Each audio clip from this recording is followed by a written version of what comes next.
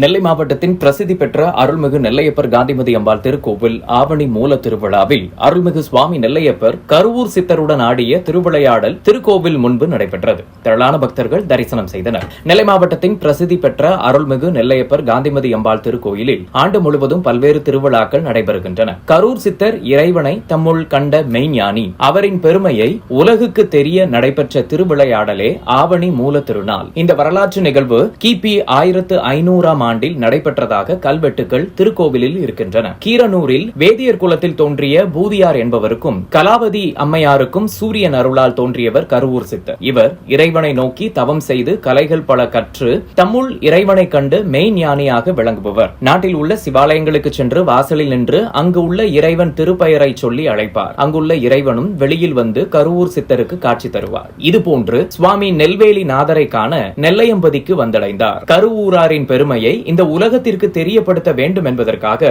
சுவாமி நெல்லையப்பர் அவருடன் திருவிளையாடல் கொள்ள ஆவல் கொண்டார். வாசலில் நின்று நெல்லையப்பர் நெல்லையப்பா நெல்லையப்பா என கரூர் சித்தர் பலமுறை அழைத்தார். அப்போதும் சுவாமி நெல்லையப்பர் தரிசனம் தராது அமைதி காத்தார். இறைவனின் இந்த அமைதி கருவூர் சித்தரை கோபம் கொள்ள வைத்தது. பக்தி மிக கொண்ட சித்தரின் கோபம், நான் அழைத்தும் செவி சாய்க்காத ஈசன் இங்கு இல்லை, இங்கு எருக்கு எழ என சாபமிட்டுவிட்டு மானூர் சென்றார். பின்னர் பஞ்சமூர்த்திகளுடன் மானூருக்கு எழுந்தருளி சித்தருக்கு காட்சி கொடுத்து சாப விமோச்சனம் பெற்றதே இத்திருவிழா. பழமையும் பெருமையும் வாய்ந்த ஆவணி மூல திருநாள் கடந்த 23ஆம் தேதி கொடியேற்றத்துடன் தொடங்கி 11 தினங்கள் நடைபெறுகின்றன. திருவிழாவின் 9வது நாளில் இரவு கரூர் சித்தர் சுவாமி நெல்லையப்பருக்கு சாபம் கொடுக்க திருவிளையாடல் திருக்கோயில் முன்பு நடைபெற்றது. தான் கூப்பிட்டதும் வராத நெல்லையப்பர் மீது கோபம் கொண்ட கருவூர் சித்தர் எருக்கு எழுக ஈசன் இங்கு இல்லை என சாபம் கொடுத்துவிட்டு நெல்லையை அடுத்த மானூர் அம்பலவான சுவாமி கோவிலுக்கு சென்றார். ஓதுவா மூர்த்திகள் இந்நிகழ்வினை பாடல்களாக பாடினர். ஈசனின் இந்த திருவிளையாடலை